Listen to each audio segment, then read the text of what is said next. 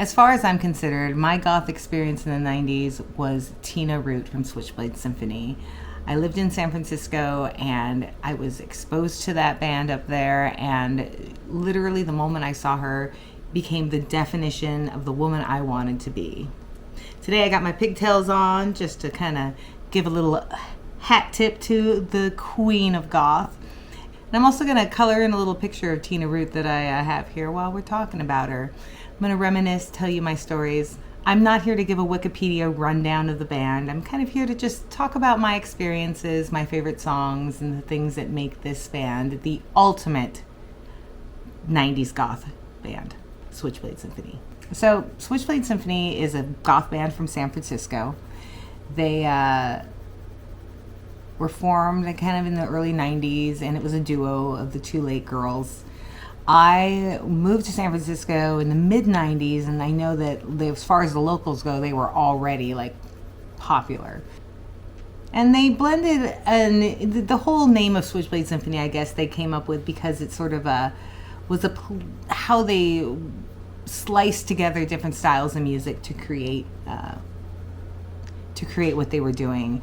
And I always like that kind of breakdown of it as a switchblade of symphonies. There was a little classical, a little dark wave, and a little trip hop as things moved on towards the end, in the beginning of the Y2K era, when a Switchblade Symphony album actually had like a DJ scratch tracks on it. And I was like,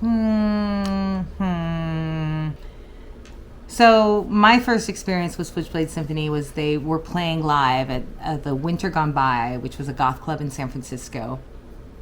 And I had no idea who they were, what I was getting myself into when I went to the club that night. But I was super excited because there was a lot of jazz about them, a lot of people talking about how they were the best band in the area. And I can remember the moment that they walked out onto the stage. Tina was wearing the 60s thrift store style dress that had like big flowers on it, big giant neon flowers. And on top of it, she had these two giant, like those big sunflower, or whatever they're called, in her hair. Two big pigtails with flowers in them, flower dress, white too. I was not expecting to see white. I was a little confused at first because I was like, is this allowed? You know, I was just a baby bat learning. This was my first clubs that I was going to. So it was a big deal when somebody actually came out on stage in white with blonde hair. When a lot of the chicks around me that I was looking at and trying to emulate were more into like dark colors and, you know, black hair, black bangs, black. And I was like, what? You can have dirty, blonde, messy hair? I'm excited. The moment she opened her mouth and started singing, it was over. I had never heard such an amazing vocalist live, and I've always been wanted to be a singer myself. At the time, I actually hadn't played in music. It wasn't until LA when I started playing in bands, but I was just absolutely obsessed with the idea of being a singer.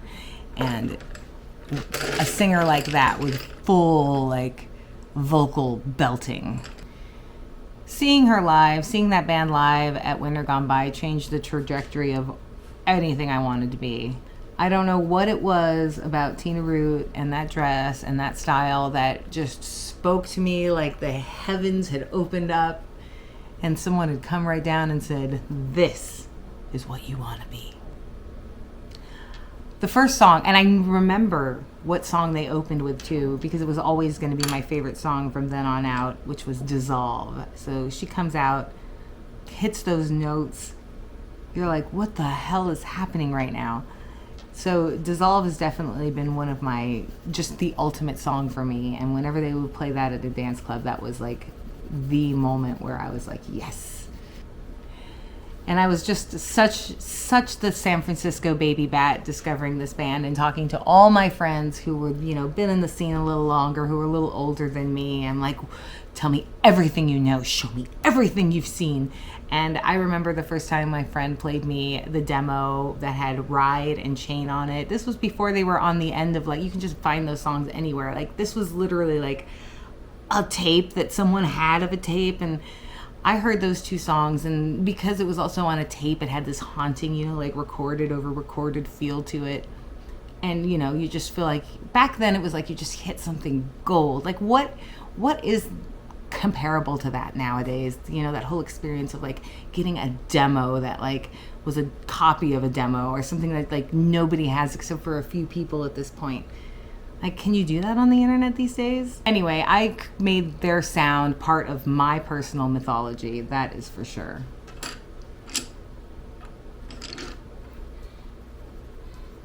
I'm not even sure what color Tina Root's eyes are right now, so I'm gonna make them some kind of greenish. For me, I mean, that really defined the 90s for me, was just the whole look. The dreads, very San Francisco, obviously that's where I was, so that was a big thing. I'm so happy that we're living in an era right now where people are actually going thrifting again. Like, that is the ultimate total turnaround to the past, because grew up in thrifting generation, and since then, you know, clothing companies started making clothes specifically and customly for our style. Even more so, it became more mainstream with Hot Topic and things like that. And for a certain generation, yeah, that was cool. And for us, yeah, it was kind of like, well, fuck, I've been having to buy all this stuff and create it myself, and now I can just buy it. How, yeah, it was a certain sadness to that, but also a certain like, whew, as I got older, it was like, phew, don't have to actually buy it. I'm giving her chin, making her chin way too. She's got a little bit of a man chin right now. What did I do? I went crazy. We're gonna fix this with some lipstick. How about that?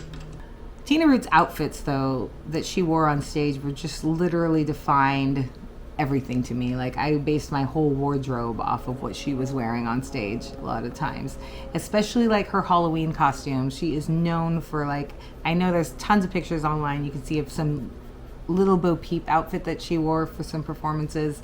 I remember her dressing like a dead cheerleader one year, and I was up at the front of the stage and I was like, oh my God, she's a cheerleader. I feel like she really embodied that whole 90s combination of dark aesthetics, a little bit of baby doll innocence. I guess I was in need of a personality. I grew up kind of sheltered, so I didn't really know who I was a lot of time when I felt like I was getting older. So to me, it was really awesome to have like somebody that I could look up to and emulate. Maybe if I add some purple on covering this whole toned area, we can actually like bring her face back together. Oh, there we go. Because I'm a little worried about her 5 o'clock shadow she's got going on down here. Can we save this? Can we save the 5 o'clock shadow on Tina? I don't know. I haven't even gotten to the hair yet. So we're gonna actually maybe move on to that so we can get an idea of what's going on. First of all, let's just add just a little pink across the cheeks. There we go. This is turning to be very interesting. You know what I think actually will help her face is if we actually, let's color the background. Speaking of hair, she definitely rocked that blonde dread forever, and that was the ultimate Tina Root look. But every once in a while, she'd dye that shit. Or like maybe, I don't know if it's like you get different ones put in. I don't know. I never got dreads. I wanted them so bad, but I remember she had bright red dreads for a while, and that was like super cool, as well as like she went black for a moment, and that was all right. It was all right, but to me, the blonde was everything. When both her and Susan had the blonde hair going, that was the ultimate look. Susan definitely had some of the best dreads in town, though. So as we begin the hair here, we can talk about as they started growing bigger and more popular. I'm gonna make the hair out of little pieces of paper that I've already dyed with some blonde and some white. So we're gonna do a little collage on top of it. That way we can hide my interesting penciling. Let's check it out. So yeah, look at that. See, it's gonna work. It's gonna come back together. You don't trust me, but it's gonna happen. I'm an artist, I swear. Yeah. They started getting bigger, no more playing at the little clubs like Backlash in San Jose and Winter Gone By. They would be, I remember they opened, I think, for Susie. I can't remember who else we saw them open for. Was it Peter Murphy? Who did you see them open for? So yeah, they became an opening band for bigger acts, which was super cool, I guess, for somebody. But yeah, it kind of felt bittersweet. Losing, like, it was like, you know, I grew up like listening to demo bands, like bands that were, you know, not famous. And so that was part of my identity as like a youngster before I discovered goth, was being into things that like other people didn't know about. That was like how I defined my personality. So, you know, even when you're in like the goth scene, it kind of hurts when something that you felt was so definitive of yourself, even though I had to ask all the elders in San Francisco all about it to even find out what the heck was going on with Switchblade Symphony. So technically, they really weren't mine. They belonged to people way before. And then the second album happened, it kind of shifted. I'm using some Mod Podge. It shifted into like that more trip hop sound. There was like the addition of like a record scratching, and it kind of just changed things for me. It was, you know, I was an old baby bat by then. I was like, man, I remember back when. I remember when Chain and Ride, and I heard them on a little cassette tape, you know. It's, yeah, it's bittersweet. But there's also some really good songs on that album that I don't want to forget about, like Soldiers. I love that song. And we can question whether they changed or if it was me that was changing at that time. I mean, Y2K was coming along and things were definitely different. Music styles were different. A whole new era of baby bats were arriving. And by the time I moved to LA, life had shifted. Things have changed for me. And, you know, I found other amazing women musicians to latch onto. But I always kept Tina Root kind of as sort of the basis of who I was, you know what I mean? It really did define me by stealing someone else's personality. I don't know about personality, but stealing someone else's aesthetic. But isn't that what we all did in the 90s? Isn't that what we all do as baby bats? Find someone's aesthetic that really we feel defines who we are and kind of, you know, try to latch onto it a little bit. Who was yours? I want to know if somebody else has someone else that's their Tina Ruse. So the band did break up, as we all know. And Tina Ruse did do some other music stuff after that, and it was like the early 2000s, so trying to keep up with stuff was a little harder back then. I would search out things on the internet, like little shows that she had played somewhere with like some tracks to the background, and I was still just like enamored and wondering why I wasn't there.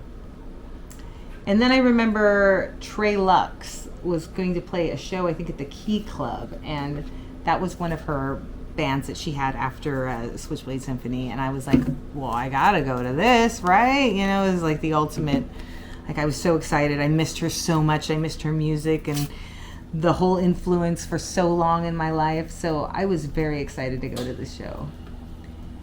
And it was a memorable show, and I'll tell you why.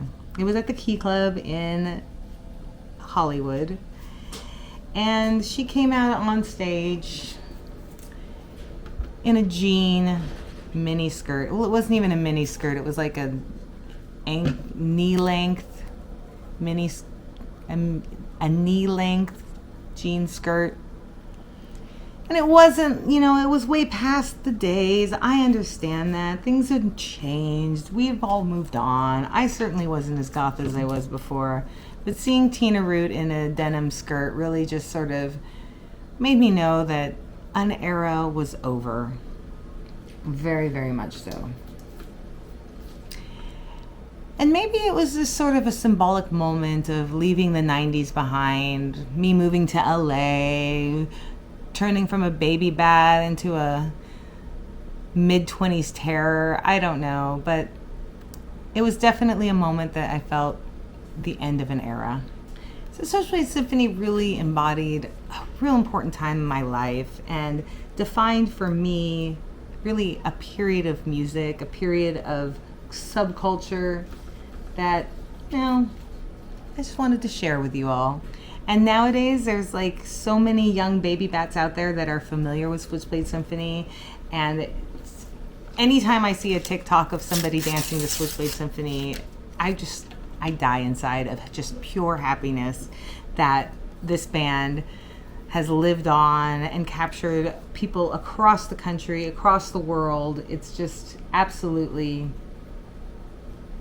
fucking awesome that they will live on, and I hope they continue to live on.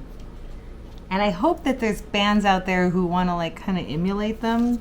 To be quite honest with you, I wouldn't mind seeing some pigtails out there in the goth scene again. It's like okay to do it. It's okay to reference our heroes, I say.